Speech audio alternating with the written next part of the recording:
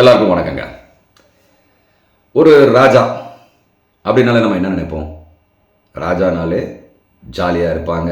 அவங்களுக்கு ஏற்ற மாதிரி அவங்களோட வாழ்க்கையை அமைச்சுப்பாங்க. ககனா முழுக்க பொண்ணு பொருள்னு இருக்கும். தேவைப்படும் போது தன்னை புகழ்ந்து பேசுகிறவங்களுக்கு வாரி இறைப்பாங்க. இந்த மாதிரி தான் நம்ம கதைகள்லாம் கேள்விப்பட்டிருப்போம். ஆனால் இப்போ நம்ம பார்க்க போகிற ராஜா ஒரு கஞ்ச கருமி. என்ன பண்ணுவான்? இவன் அரசவைக்கு வரும்பொழுது கதைன்னு சொல்லி போயிடாதீங்க. இதில் முக்கியமான மெசேஜ் வருது. நீங்கள் கேள்விப்பட்டிருந்தாலும் இன்னொரு தடவை உங்களை ஞாபகப்படுத்திக்கிறதுக்காக இதை பாருங்கள். அப்போ என்ன பண்ணுவான்? அந்த அரசவைக்கு வந்து, யோ உன் வேலை என்னையா அப்படின்வான் மந்திரியை பார்த்து. மந்திரி சொல்வார், இந்த மாதிரி கணக்கு எழுதுகிற வேலைங்க அப்படின்னும் பொழுது, கணக்கு எழுதுகிற வேலை தேவை, தயவுசெய்து என்னை வேலையை விட்டு நீக்கிடாதீங்க அப்படின்னும் போது அடுத்த மந்திரி கிட்டே போவான். அவனும் ஒரு முக்கியமான வேலையை சொல்லுவான். எல்லாரும் இப்படியே சொல்லிக்கிட்டு இருப்பாங்க. யோ நம்ம அரசாங்கத்தில் சிக்கனம் பண்ணணும்யா, யாரையாவது வேலையை விட்டு நிற்கணும். சரி, நீ என்ன வேலை பார்க்குறேன்னு ஒரு வயசானவரை பார்த்து கேட்பான். ஐயா, நான் இங்கே வந்து பாட்டு பாடுறவன், அதாவது அப்பப்போ வேதங்கள் இந்த மாதிரிலாம் ஓதுறவன் அப்படின்வான். என்னை தயவுசெய்து நீக்கிடாதீங்க ராஜா, உங்கள் அப்பா காலத்துலேருந்து நான் இருக்கிறேன் அப்படின்னும் பொழுது, இரு இது நாட்டுக்கு ரொம்ப முக்கிய தேவையில்லை, நீ பாட்டு பாடுறதெல்லாம் யாரும் கேட்க வேண்டிய அவசியம் இல்லை, மரியாதையை நீ வேலையை விட்டு போகணுன்னு. ஐயா, எனக்கு ஒரே ஒரு வாய்ப்பு கொடுங்க அப்படின்னும் பொழுது, வாய்ப்பா? சரி, உனக்கு ஒரே ஒரு சான்ஸ் தரேன். ஏன்னா அவருக்கு தெரியும் இந்த பதில் எவனுக்குமே தெரியாது, இவர் வேலையை விட்டு போகணும்னு. அதனால் கடவுள் எங்கே இருக்கான், அதுக்கு ஒரு பதிலை சொல்லு. இன்னொரு கேள்வி, கடவுள் இப்போ என்ன பண்ணிக்கிட்டு இருக்கான்? இன்னொரு கேள்வி, கடவுள் எந்த திசையை நோக்கி இருக்கான்? இந்த 3 கேள்விகள் நீ பதில் தெரிஞ்சு எனக்கு சொல்லணும். நீ சொல்லிட்டேன்னா உன்னை வேலையில் வச்சுக்கிறேன், இல்லையா உனக்கு மரண தண்டனை அப்படின்றவான். இவரும் வீட்டுக்கு போவார். வீட்டுக்கு போன உடனே ரொம்ப கஷ்டப்பட்டு புக்ஸ் எல்லாம் தேடுவார். புக்ஸில் பார்த்தா கடவுள் எங்கே இருக்கான், கடவுள் அங்கே இருக்கான், கடவுள் இமயமலையில் இருக்கான், கடவுள் ஸ்ரீரங்கத்தில் இருக்கான், அப்படி இப்படின்னு ஏடாகுணமாக இருக்கும். யாருமே ஒருத்தரும் சரியான பதில் கடவுள் இங்கே தான் இருக்கான்னு சொல்ல முடியாது. ஸோ கடவுள் எங்கே இருக்கான்னு தெரியல. கடவுள் இப்போ என்ன பண்ணிக்கிட்டு இருக்கான்றதை தேட ஆரம்பிப்பார். அவர் லிங்க வடிவில் அந்த கோயிலில் இருக்கார், இவர் உட்காந்து காட்சி தந்துட்டுருக்காரு, இவர் படுத்துக்கிட்டே காட்சி தந்துட்டுருக்காரு, அப்படி இப்படின்னு எல்லா புக்ஸும் இருக்கும். அதுவும் பிரயோஜனம் இல்லாமல் போயிடும். கடவுள் எந்த திசையை நோக்கி இருக்கான் அப்படின்னும் பொழுது, ஒரு கோபுரம் தெற்கு நோக்கி இருக்கும், ஒரு பக்கம் கிழக்கு நோக்கி இருக்கும், இன்னும் வடக்கு நோக்கி இருக்கும். இப்படி தான் எதுவுமே எந்த திசைன்னு சரியாக சொல்ல முடியாது. அதனால அதுலேயும் பதில் இல்லை. இவர் குழம்பி போய் என்ன பண்ணுறதுன்னு தெரியல, நாளைக்கு போனால் மரண தண்டனை கொடுத்துருவான், நமக்கு கதை அவ்வளோதான் அப்படின்னு யோசிக்கும் பொழுது, அப்போ அவரோட பொண்ணு மறுநாள் காலையில் ஆகிடும், அரசவைக்கு போயே ஆகணும். அப்போ அந்த சமயத்தில் ஒரு பொண்ணு வருவா. இது நீங்கள் படத்தில் கூட பார்த்துருப்பீங்க, குட்டி பத்மினி அந்த இதெல்லாம் நடிச்சிருப்பாங்க. ஆனால் இது ஒரு நல்ல மெசேஜ், இதை கேளுங்க, கண்டிப்பாக கேளுங்க. அப்போது அவர் அப்பா சொல்லுவார், இந்த மாதிரிம்மா நான் பிரச்சனையில் இருக்கேன், தயவுசெய்து போமா, சின்ன பொண்ணு நீ போய் விளையாடு போமா அப்படின்பா. இல்லைப்பா நீ சொல்லுப்பானும் போது இது மாதிரி சொல்லுவார். என்னை இது மாதிரி கேள்வி கேட்டார், கடவுள் எங்கே இருக்கான், எந்த திசையை நோக்கி இருக்கான், இப்போ என்ன பண்ணிக்கிட்டு இருக்கான் அப்படியெல்லாம் கேட்குறாரு. நான் என்னம்மா பதில் சொல்கிறது? ஐயா இவ்வளோதானா, இதுக்கு நானே பதில் சொல்லிட்டு வரேன்ப்பா, நீங்களாம் வேணாம், அம்மா உனக்கு எதுவும் தெரியாதும்மாப்பா, அமைதியாக இருங்க, நான் பார்த்துக்கிறேன் அப்படின்னு சொல்லிட்டு அரசவைக்கு போவான். அரசவையில் போனோடனே அரசன் இவளை பார்த்துட்டு, யாருமா நீன்னும் போது, இது மாதிரி வேத வித்வான் இருக்கார் இல்லையா, அவருடைய பொண்ணு அப்படின்னும் பொழுது, ஏன் அவர் வரலையா? இல்லை நீங்கள் கேட்டது சின்ன கேள்வி, எங்கள் அப்பா அந்த கேள்விக்கெல்லாம் பதில் சொல்ல மாட்டார், பெரிய கேள்வியாக அதை தான் பதில் சொல்வார். அதனால் இந்த சின்ன கேள்விக்கு பதிலை நீயே சொல்லுமான்னு என்னை அனுப்பி வச்சுட்டாருன்னும் போது, இவளுக்கு ஒரு ஆசனத்தை போட்டு, சரி என்ன பதில் சொல்லு, நான் இன்னொரு வாட்டி கேட்டுடுறேன், கடவுள் எங்கே இருக்கான்? கடவுள் எங்கே இருக்கானாலே இருக்கானா இல்லையான்றதுக்கு அர்த்தம். கடவுள் எந்த திசையை நோக்கி பார்த்துக்கிட்டு இருக்கான்? கடவுள் இப்போ என்ன பண்ணிக்கிட்டு இருக்கான்? எனக்கு நீ சொல்லணும் பொழுது, சரி நான் சொல்கிறேன், ஆனால் அதுக்கேற்ற மாதிரி நான் கேட்டதெல்லாம் நீங்கள் கொடுக்கணும் அப்படின்னு. சொல்லுமா அப்படின்னும்போது, ஒரு அண்டா நிறைய பால் எடுத்துகிட்டு வாங்கம்மா, எடுத்துகிட்டு வந்து கொடுப்பான்.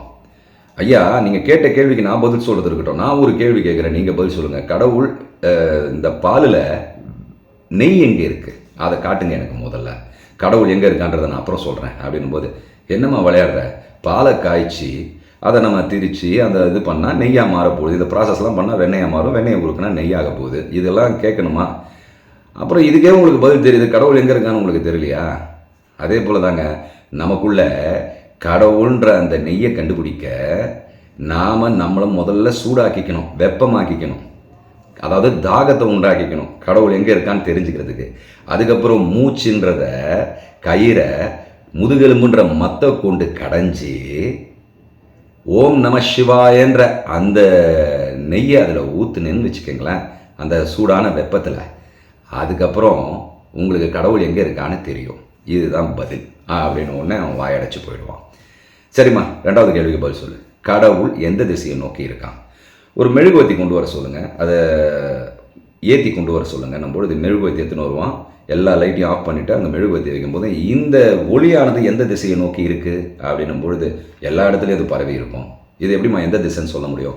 அதுபோல் கடவுள் எல்லா இடத்துலையும் இருக்கான், அவனை எந்த திசையில் இருக்கான்னு சொல்கிறது அப்படின்வா. சரிம்மா அதெல்லாம் விட்டு 3வது கேள்விக்கு பதில் சொல்லு. கடவுள் இப்போ என்ன பண்ணிக்கிட்டு இருக்கான்? இப்போது உங்களை உயிராக வச்சு, உங்கள் உயிரை உடம்புல தக்க வச்சு, இந்த கேள்வியெல்லாம் கேட்க வச்சு ஆணவமாக உன்னை கொன்னுடுவேன்னு சொல்கிறீங்களே, இதெல்லாம் செய்ய வைக்கிறதும் கடவுள் தான். இந்த கடவுள் இந்த வேலையும் செஞ்சிட்ருக்கான். இதோ வெளியே மழை பெஞ்சிக்கிட்டு இருக்கு, உலகம் முழுக்க நல்லா இருக்கணும், க்ஷேமமாக இருக்கணும், இந்த ஊர் நல்லா இருக்கணுன்றதுக்காக மழை பெய்யுது பார்த்தீங்களா? அந்த நல்ல காரியத்தையும் கடவுள் தான் செஞ்சுக்கிட்டு இருக்கான். இந்த கெட்ட காரியமாக நீங்கள் பண்ணிக்கிட்டு இருக்கீங்க பாருங்கள், உங்களை செய்ய வைக்கிறதும் கடவுள் தான். ஆனால் உங்கள் கெட்டதுக்கும் அவனுக்கும் பலன் இல்லை. நீங்கள் நான் தான் இருக்கேன்னு ஆணவத்தில் பேசுகிறீங்க. அதுக்கப்புறம் எல்லா நல்லதும் நமக்கு உணவு தர்றது எல்லாமே அவனுடைய வேலை, அவன் இதை தாங்க செஞ்சிட்ருக்கான். இந்த பொண்ணு அவனோட கேள்விக்கு பதில் சொல்லி முடிச்சிட்டான்.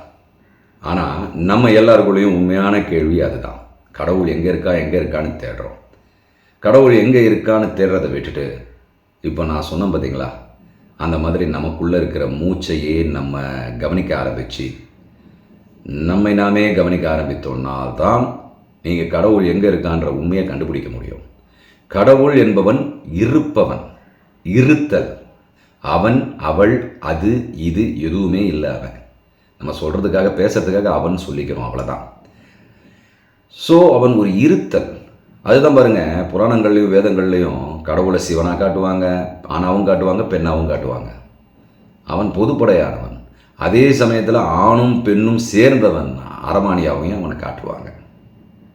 ஸோ இது எதுக்காகனா,